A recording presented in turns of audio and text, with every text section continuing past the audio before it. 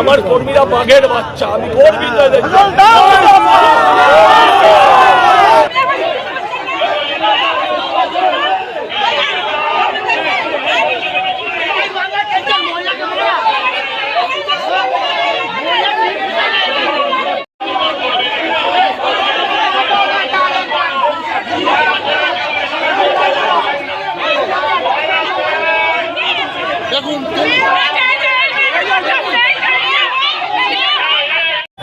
ইট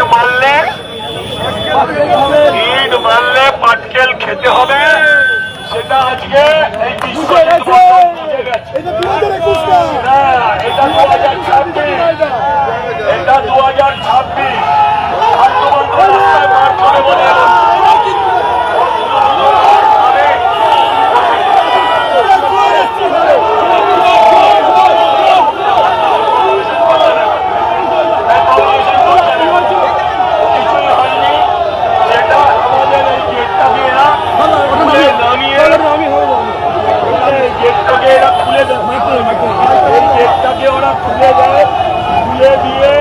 আমাদের hoarding banner খুলে দিয়ে এই বিশ্বজিৎ বর্ধন তারপরে দিয়ে এটা লাগিয়ে দিয়েছে। সেটা আমাদের কর্মীরা যখন প্রতিবাদ করে আমরা পুলিশকে জানাই, তখন এসে ওরা আমরা হাত দিয়ে দেবো, চাইলে এখন দিয়ে দিতে পারি। পুলিশ এসে আমাদেরকে সাথে তারা এ করে, আমাদের সাথেই বচসায় পুলিশ জড়ায়। বর্তমানে আপনারা দেখতে পাচ্ছেন দুপক্ষ উত্তেজিত হয়েছে, ওদের লোকই নেই, ওদের কাছে লোক। তৃণমূলের অভিযোগ যেটা আপনাদের কর্মীরা গিয়ে তাদের মারধর করেছে, এখনো করেনি। সত্যি বলছি এখনো করেনি। আপনি বলছিলেন কি বিশ্বজিৎ বর্ধন, মানে বিশ্বজিৎ বর্ধন নিজে এটা খুলেছে, ঠিক 8 বছর আগে একই কাজ করেছে একদম এইটা না। এবারে সব হবে না, কি বলবেন? কিছু বলার নেই, এবারে সব প্রতিরোধ হবে। দেখছেন না হচ্ছে কিনা, গলিতে ঢুকে পড়েছিল কিনা, দেখবেন এখনই আরেকবার প্রতিরোধ দেখো, এখন দেখবেন একবার দেখিয়ে দিচ্ছি একবার। তাহলে আমি চাই এগোতে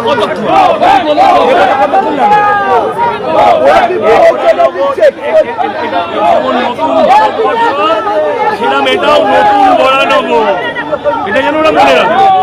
এটা যেমন নতুন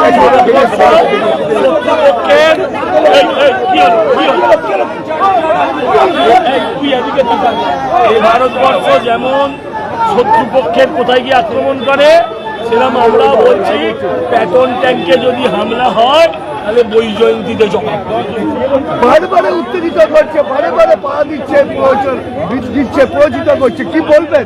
অভিযোগ করেছেন থানায়? আমি ফোন করেছিলাম, থানায় আমি বিকেলবেলা ফোন করেছিলাম, ঘটনাটা থানার অফিসাররা এসেছিলেন, এসে দেখে বলছেন আমাদের তো কর্মীরা রয়েছে, অমুক ডিপার্টমেন্ট দেখবে করা হচ্ছে। সজল ঘোষ রয়েছে, একবার কথা বলবো। সেন্ট্রাল বোর্ড এসছে অনেক জানিতে, তার আগে যা কাজ করার আমাদের কর্মীরা করেছে। কি কাজ করেছে সজলদা? কর্মীরা কি কাজ করেছে সব বলা যায়। সজলদা, তৃণমূলের তরফে বলা হচ্ছে যে এখানে সব বিজেপির বহিরাগতরা আছে, তারা এই ঝামেলা সৃষ্টি করেছে। আমি প্রার্থী ছাড়া আর যদি একটা দেখাতে পারেন আমি প্রার্থী হব না, আমি প্রার্থী পদ ছাড়ব। আসলে ওরাও বাইরের লোক নিয়ে এসেও এখন একটা খাওয়াচ্ছে, ওই কগাছা লোক নিয়ে এসছে, লোক কগাছা আছে ওদের, বেশিক্ষণ লাগবে না, পরিষ্কার বলছে। তৃণমূল প্রার্থী শান্তিকে অভিযোগ করছে বিজেপির কর্মীরা অফিসে দিয়ে মারধর করেছে।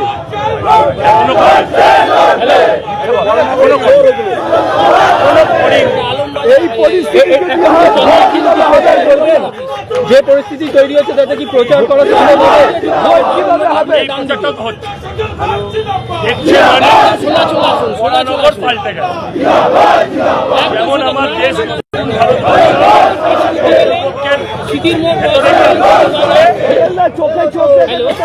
অর্থাৎ এখানে সজল ঘোষ রয়েছেন, তিনি এখানে কর্মী সমর্থকদের যেরকম বোঝানোর চেষ্টা করছেন, তেমনি পুলিশ কর্মীরা এখানে রয়েছেন।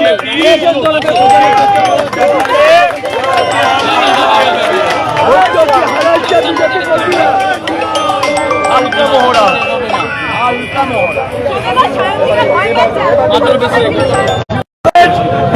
বিজেপির এটা হালকা মহড়া, আগের বিজেপি আর নেই, এটা বর্তমান বিজেপি। চোখে চোখ রেখে নয়, চোখে আঙুল দিয়ে কথা হবে, চোখে চোখ রেখে নয়, আঙুল দিয়ে কথা হবে। চোখ দেখালে চোখে আঙুল ঢুকবে।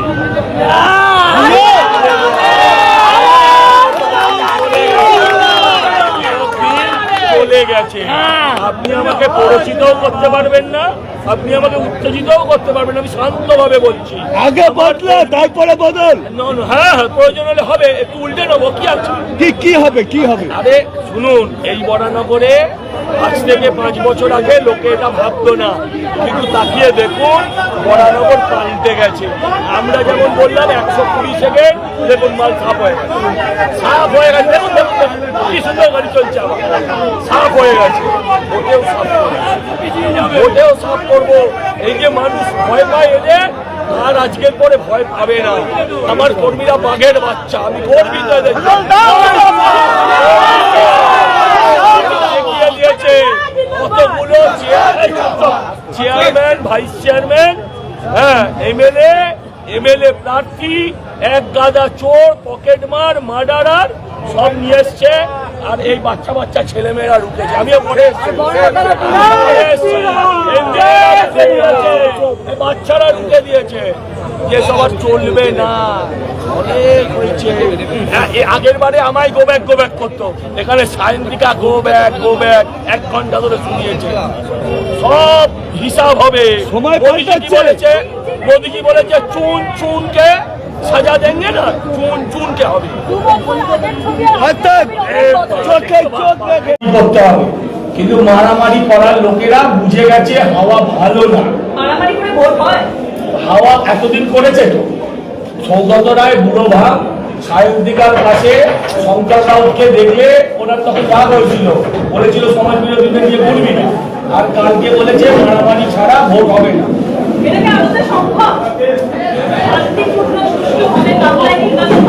অবাধ হবে, অবাধ, অবাধ ভোট হবে। নিশ্চিন্ত মনে থাকুন, তৃণমূল বলে কিছু থাকবে না এই বাংলায়।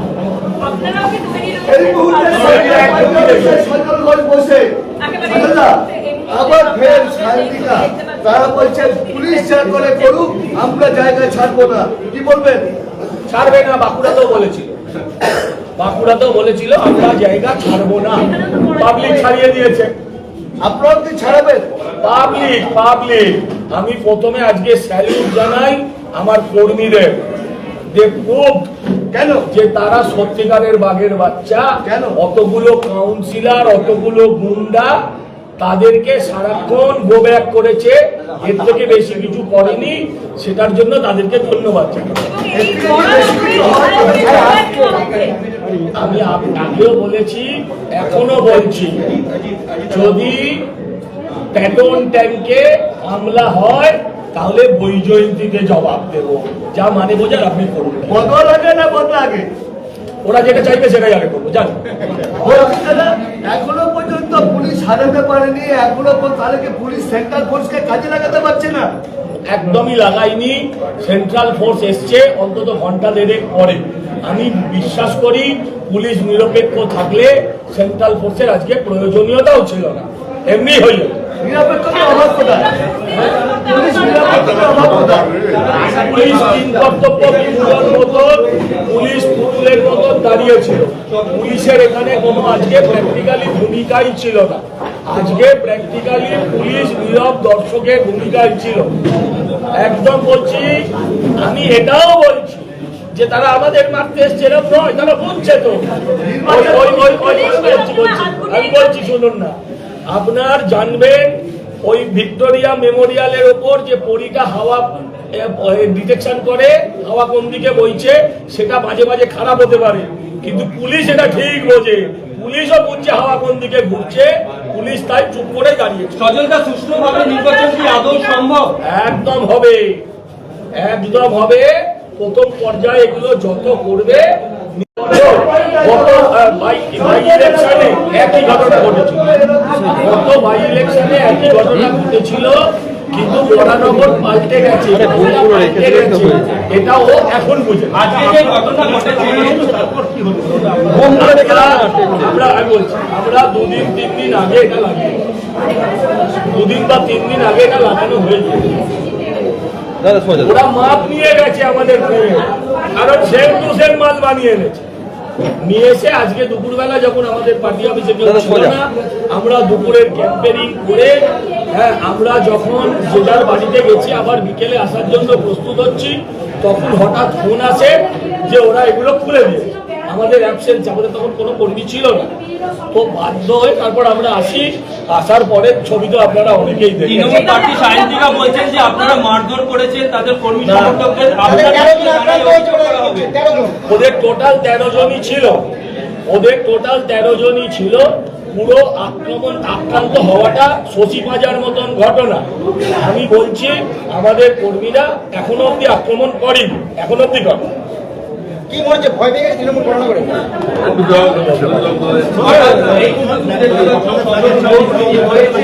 আমি দেখাচ্ছি, আমার ছবিটা দাও, এই আমার মোবাইলটা কই,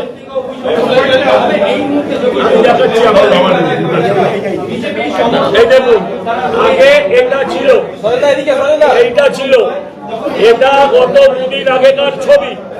আগে এইটা ছিল, তারপর রাতারাতি হঠাৎ এইটা হয়ে গেল, হঠাৎ এইটা করে দিল দুপুরবেলা যখন আমাদের কেউ ছিল না। তারপর এখনকার ছবিটা আবার পাল্টে গেছে। হ্যাঁ, এখন দুটোই খুলে গেছে। পুলিশ না, পুলিশের সাহস হয়নি যে ওদের এটা খোলে। পুলিশ যদি খুলতো তাহলে এত সমস্যা হতো না। আমি অনুরোধ করেছিলাম পুলিশকে যে আপনি যদি রাস্তায় হয়ে থাকে সেটা যদি বেআইনি হয় তাহলে আমাদের যেমন লাগানোর অধিকার নেই, আমরা যদি ভুল করে লাগিয়ে থাকি সেগুলো খোলার জন্য একটা নির্দিষ্ট ডিপার্টমেন্ট আছে, একটা নির্দিষ্ট ডিপার্টমেন্ট আছে, তারা পার্টিকে চার্জও করে এটার জন্য। আমার বক্তব্য ছিল ওরা কেন খুলবে, আর যদি ওরা খুললো তাহলে লাগালো কেন, আমাদেরগুলো ফেলে দিল কেন?